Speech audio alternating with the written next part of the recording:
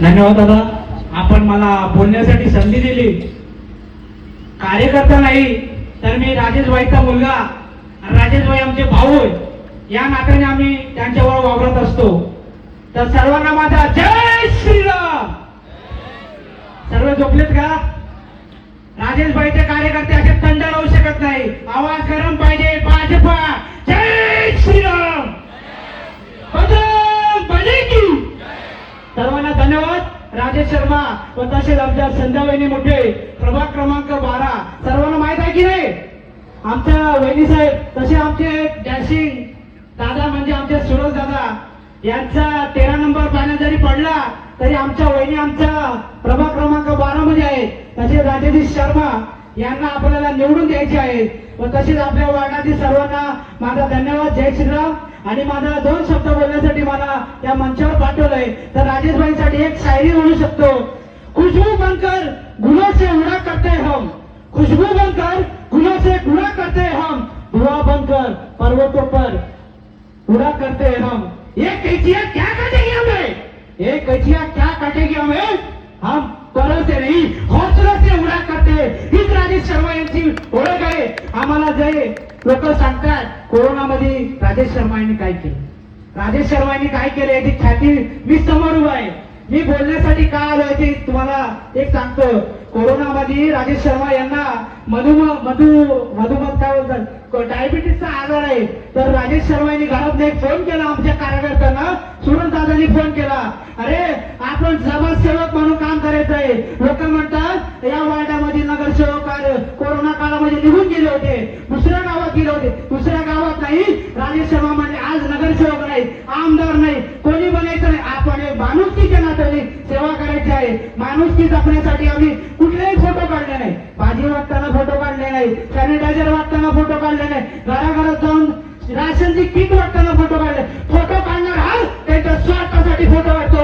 आम्ही फोटो काढण्याचे कारण आम्ही ज्यांना ज्यांना मदत केली, राजेश शर्मा यांनी मदत केली ते त्यांच्या परिवाराला मदत करत होते. परिवाराला मदत करताना कोणी फोटो काढतो का, कोणी फोटो काढतो का? परिवार म्हणजे माझा परिवार, परिवार म्हणजे माझ्या घराचा तळामाळचा परिवार. यांना मदत करताना फोटो काढणे म्हणजे पुढच्या प्रचाराची त्यांनी तयारी केली, पुढच्या येणाऱ्या नगरसेवक पदासाठी तयारी केली.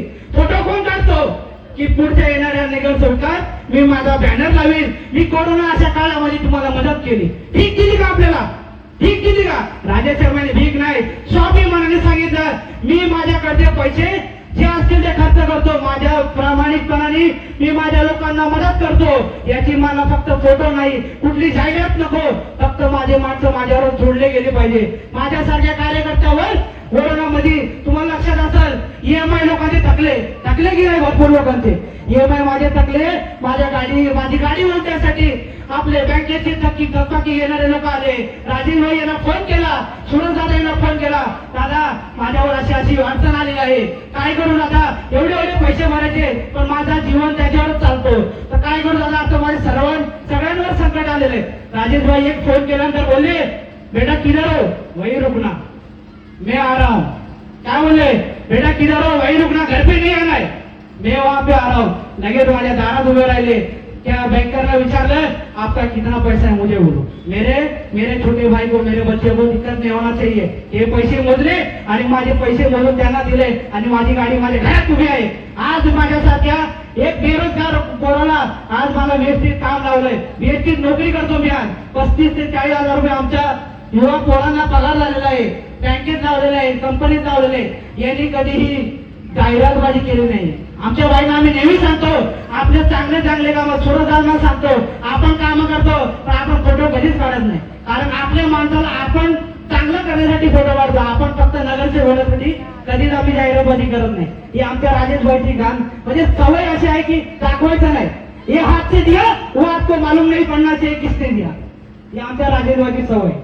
ही सवय पण आमचा कार्यकर्ता आहे. काल आमच्या भाषणामध्ये सांगितलं हो बाहेर गए ते, आमच्या मनाला लागलं अरे राजेश शर्मा 5:30 वाजता बुलेरो पिकअप मध्ये बसून नाशिकला गेला, नाशिकवरून भाजीपाला घेऊन आला, ना नफा ना तोटा, 20 रुपए की भाजी, जिसको जो भी आएगा, जिसके हाथ में जो पैसा होगा देना और लेना, और किसी को बोलना नहीं 20 रुपया 50 रुपया, जो हाथ में देगा वो हाथ से पैसा उसको वापस देके भाजीपाला उसके घर में पोहोचना चाहिए, कोई भूका नाही रहना चाहिए, ही त्यांचं म्हणणं होतं. आणि ते 56 दिवस तुम्हाला सांगतो, 56 दिवस आपल्या ऑफिसच्या वरच्या रूमवर राहिले, 56 दिवस स्वतः जेवण स्वतः बनवलं आणि वॉर्डामध्ये घराघरात फिरले, आणि त्यांनी मास्क वाटले, सॅनिटायझर वाटले. कोणालाही आपण जाहिरात केली का? जाहिरात करणार नाही. या छोट्याशा गोष्टीसाठी मी आलो, कारण हा प्रश्न उचलून आमच्या राजेश भाईला दिवसण्याचा प्रयत्न करत आहेत.